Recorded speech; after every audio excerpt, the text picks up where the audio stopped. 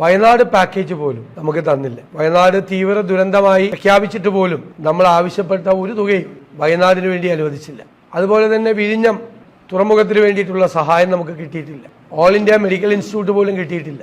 സംസ്ഥാനം എന്നുള്ളൊരു പരാമർശം പോലും ഇല്ലാത്ത രീതിയിലുള്ള പൂർണ്ണമായ അവഗണനയാണ് കേരളത്തോട് ചെയ്തിട്ടുള്ളത്. പിന്നെ ഇൻകം ടാക്സിന്റെ പരിധി ഉയർത്തി എന്നത് ഒരു പൊളിറ്റിക്കൽ ഗിമ്മിക്കാക്കി ഭയങ്കരമായ ഒരു മിഡിൽ ക്ലാസ് ബജറ്റാണെന്ന് വരുത്തി തീർക്കാൻ വേണ്ടിയിട്ടുള്ള ഒരു ശ്രമം നടത്തിയിട്ടുണ്ട്. അല്ലാതെ ആഴത്തിലുള്ള ഒരു സമീപനമില്ല. പുതിയ സർവേ എല്ലാം പുറത്തു വന്നപ്പോൾ അറിയാം സാമ്പത്തിക പുരോഗതി താഴേക്ക് പോരുകയാണ്. അപ്പോൾ വളരെ ഗുരുതരമായി കാർഷിക മേഖല, രാജ്യത്ത് മുഴുവൻ കാർഷിക മേഖല നേരിടുന്ന ഗൗരവമായ പ്രതിസന്ധികളെ അഡ്രസ് ചെയ്യാനുള്ള ഒരു കാര്യവും ഇടത്തരം ചെറുകിട വ്യവസായ സംരംഭങ്ങൾ രാജ്യത്ത് നശിച്ചുകൊണ്ടിരിക്കുകയാണ്. അതിനെ പുനരുദ്ധരിക്കാൻ വേണ്ടിയിട്ടുള്ള ഒരു പാക്കേജും ഇല്ല. അടിസ്ഥാനപരമായ വിഷയങ്ങളോട് പ്രൈമറി സെക്ടറിനോടും സെക്കൻഡറി സെക്ടറിനോടും എല്ലാം നിരുത്തരവാദിത്തപരമായ നിലപാടാണ് ഈ ബജറ്റ് സ്വീകരിച്ചിരിക്കുന്നത്. രാജ്യത്തിന്റെ പ്രയോറിറ്റി എന്താണ് എന്ന് മനസ്സിലാക്കാതെ പൊളിറ്റിക്കൽ ആയിട്ടുള്ള ചില കാര്യങ്ങൾ നേടിയെടുക്കുന്നതിന് വേണ്ടിയിട്ടുള്ള ശ്രമം മാത്രമാണ്. ബജറ്റ് ഇങ്ങനെയായാൽ സംസ്ഥാനങ്ങൾ കൂടുതൽ